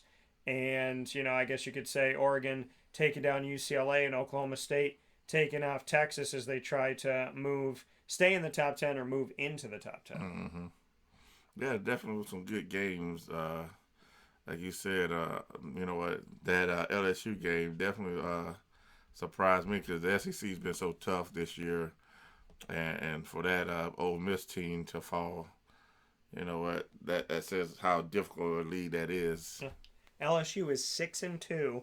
They're now bowl eligible with the win over Ole Miss. Their only losses are 1 point at home against Florida State and 2 Tennessee, when Tennessee was ranked 8th in the nation. That was also at home, and LSU 40-13. They've defeated Southern. They've defeated Mississippi State, who has been ranked. They defeated New Mexico. They won at Auburn. They beat at Florida. Apparently it wasn't a Dan Mullen problem. Oh, what? And then people are like, Daniel, but and they defeated Ole Miss. So they got their first big win of the season, but they only have 2 losses. And so, think about that. If LSU is unranked and 6-2, I think it tells you a little bit of something about the SEC, because, by the way, they're leading the SEC West right now at 4-1. So they're unranked in the nation's top 25. but they only have 2 losses. They're bowl eligible, and as of right now, they would be playing Georgia inside of the SEC championship game because they're above Alabama, and now they have the tiebreaker over Ole Miss. So your unranked LSU is better than Alabama right now in the SEC standings, which just shows you how deep they are. Arkansas in last place in the SEC West and 2 games away from being bowl eligible. We could see a season, dare I say it, with every SEC team being bowl eligible. We could see 14 SEC teams play a bowl game. How's that possible? And I'd feel comfortable in saying that we're probably going to see 12 of them. Yeah, easy. As of right now, we have 1, 2, 3, 4, 5 teams are. Kentucky's 1 away. South Carolina's 2 away. Florida's 2 away. Missouri's 3 away. Vanderbilt is only 3 away. They're 3 and 5. We have Texas A&M 3 away. Auburn 3 away, and Arkansas 2 away. So we could see a season where the entire SEC, if not maybe 12 of 14, play in a bowl game. and just say that how much they beat up on each other. I don't know how you get all these that's many number of teams on the board other than playing the Tennessee Martins and other stuff like that. So I guess. And wait, because the second to last game of the season, everybody go be eating some cupcakes. So. Yeah. Well, I mean, but and there are some teams at South Carolina, Clemson. You know, that's going to be a tough one at the end. Georgia Tech, Georgia. Okay, yeah, that's a little cupcake city there. Yeah. So there are some. Somebody said earlier in the season, they're like, the way Georgia Tech's playing now, they could actually give Georgia a run for their money. I'm like, slow down. What smoke you crack? Yes. And I said that on purpose backwards. I said, I noticed that. I said, what smoke you cracking? So I hope you caught that. People be like, word? How? But what am I gonna do about my legs? But that's. I mean, I'm so close to saying the F word on the show today. You're doing good. I'm so close. Let's look at the Big Ten, shall we? Since we're looking at what's going on. I can't promise you after this one. So yeah, I would be like, what the? So Michigan is bowl eligible because they played no one. Ohio State's bowl. Let me put it to you like this: if Michigan and Ohio State were in the Sun Belt or the American, they'd be 7-0, and they would, if they were ranked, they'd be somewhere between 21 and 25. Yeah, exactly. So they're 2 and they're Ohio State's 2, played nobody. Michigan's 4, played nobody. Congratulations. We're setting up a top 4 matchup at the end of the season for 2 teams that are only ranked in the top 4 because the committee's like the Big Ten. So they're going to a bowl. Penn State's 1 away. Maryland is going to a bowl game at 6-2. Shout out to them. Rutgers is 2 away. Michigan State is 3 away. Indiana's 3 away, and they've been struggling this year, 3 and 5. Illinois on the west side of the Big Ten. Illinois, the Fighting Illini, and Tommy DeVito, they're going to a bowl game at 6-1. Mm-hmm. Purdue is 1 away, despite, and listen, they pushed Penn State, they pushed Syracuse. Nebraska is 3 away after firing Scott Frost. Wisconsin's 2 away. Minnesota's 2 away. Iowa is 3 away, and Northwestern probably not. They're 1 and 6. So, the Big Ten, mathematically, pretty much everybody is there. Northwestern will be mathematically out of it if they lose one more game. Mm-hmm. But, everybody else is here. The difference between the Big Ten and the SEC and the fact that most of them can make it from the Big Ten is that the SEC actually plays people. Right. I know that's a weird concept, but I don't know. They actually play matchup. It must be, because you look at the non-conference and the Big Ten plays cupcakes, but when you play cupcakes in your conference and you play cupcakes out your conference, and most of your games against the cupcakes are at home eating cupcakes, it's like Ohio State plays cupcakes in, plays cupcakes out of conference, and eats most of those cupcakes on their own couch. And get fat and happy, and then in the playoffs. Yeah. Get fat and happy until they get bounced out. So that's what usually happens, yeah. Yeah. It's like, again, and it's like, look at it. Look at Michigan, look at Ohio State most of the time, look at Notre Dame. There's this stroking of the egos of the Big Ten and Notre Dame, and 9 times out of 10, you put them in the college football playoff, and it's a wasted game. Mm-hmm. So, put it to you like this. Is Notre Dame going to play Clemson the way Syracuse did? Probably not. Mm-hmm. So, we shall see as we have Notre Dame and Syracuse coming up this Saturday, October 29th. If for nothing else, the consistency will be with Isaac wearing the Dance Tour Broadcast Media apparel. I'll be wearing that or my Wake Up Call apparel. Isaac will have his orange bucket hat on, and we will be getting some cookies after the game. Yes, definitely. Victory cookies. So no matter what, we will see you at the Dome. Show up. Show up. You just had 49,705. You need to pack the Dome. You need to get everybody in there and find your way back to the Dome. Don't get weird because they're 6-1. Show up to the Dome. Have a good time. Support your Orange. If you're a fan, you got to be a fan every day, or you got to do something else with your life. This is Tortora and Alford. You've been watching and listening inside of the Cafe Kubal Studios on Facebook.com, YouTube.com, both /WakeUpCallDT throughout the week. Typically, you also find us on MixLR.com, all /WakeUpCallDT. And, of course, we appreciate you being here on Facebook.com /LiveNowDT as well. So we thank you for being here with us live and, of course, on the live feed, I should say. And then you can find us on Amazon Music, Audible, iHeartRadio, iTunes, and Apple Podcasts, MixLR, Player FM, Podbean, Podvine, Spotify, Stitcher, TuneIn, and YouTube. All you have to do is search Wake Up Call with Dan Tortora or one word Wake Up Call DT.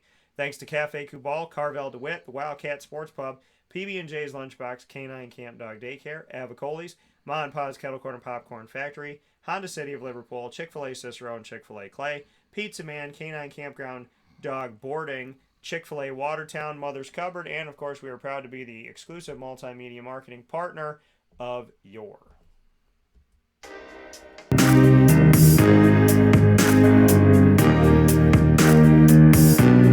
Lemoyne College Dolphins, it is Fins Up every single month on Wake Up Call with Dan Tortora. And on Wednesdays, you can find us here for Dolphin Time every Wednesday at 9 a.m. Eastern Time. Every first and third Wednesday, we have AD and DT with Athletics Director Bob Beretta and myself, Dan Tortora. We've been bringing you the exclusive series about realignment and reclassification. If it's about Lemoyne's realignment and reclassification opportunity to either stay D2 or go D1, it's been here on Wake Up Call with Dan Tortora first, and we appreciate you being here. And every second and fourth Wednesday at 9 a.m. Eastern Time, like this Wednesday, we have the Dolphin Dive, which features the stories of student athletes, coaches, as well as administration, future Dolphins, and alumni. So you can check all that out here as well. Very excited for this week and everything that we have coming forward. By the way, just so you know, the Lemoyne men's soccer team and women's soccer team were in action this Saturday, and they both got points. The men's soccer team got 3 points for a victory, and the women's soccer team got 1 point for a tie. They're both mathematically in the running to have control of their destiny to make the postseason for the NE10, and you can stay close to Wake Up Call for all of the news on that. For more information on your Dolphins, go to LeMoyneDolphins.com. Of course, go to the Lemoyne tab on WakeUpCallDT.com and subscribe to YouTube.com /WakeUpCallDT.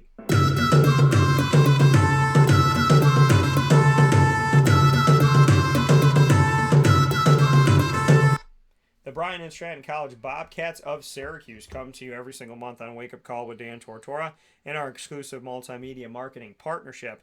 Got to shout out the Bobcats for all the incredible work that they have done. They have been absolutely amazing, and I appreciate every second we get to spend with them as their exclusive multimedia marketing partner. The Bryan and Stratton Bobcats of Syracuse, bringing you our many conversations from PB&J's Lunchbox on 663 Old Liverpool Road in Liverpool, New York, from multiple Cafe Kubal locations, as well as on campus and down the road from campus at Mother's Cupboard on 3709 James Street in Syracuse. A lot of great things coming up with the Bobcats, and just so you know, for their men's and women's soccer teams, which are both reigning national champions, the men's soccer team is ranked in the nation's top 2, and the women's soccer team is ranked in the nation's top 3. Make sure you check out the BSC Syracuse tab on WakeUpCallDT.com. Go to YouTube.com and subscribe, YouTube.com /WakeUpCallDT. For more information, go to Syracuse.bscbobcats.com. With that being said, Facebook at WakeUpCallDT, Twitter at CallDT, Instagram at WakeUpCall_DT, from the Cafe Kubal Studios with the beautiful smelling Witty Wicks candle that I just don't stop lighting. I just got this, and I'm already taking a chunk out of it here. Why? Because it smells like Blanche. So, with that being said, for Isaac and myself, Dan Tortora, Isaac Alford, Tortora and Alford, starting off your week right. We appreciate you being here. We commend the Syracuse Orange for a hard-fought effort on the road at Clemson. Don't beat yourselves from here on out, and show the world what you got against Notre Dame. Appreciate you. All right, appreciate you too, man. Go Orange. God bless. No stress. Do your best. We'll see you at the Dome.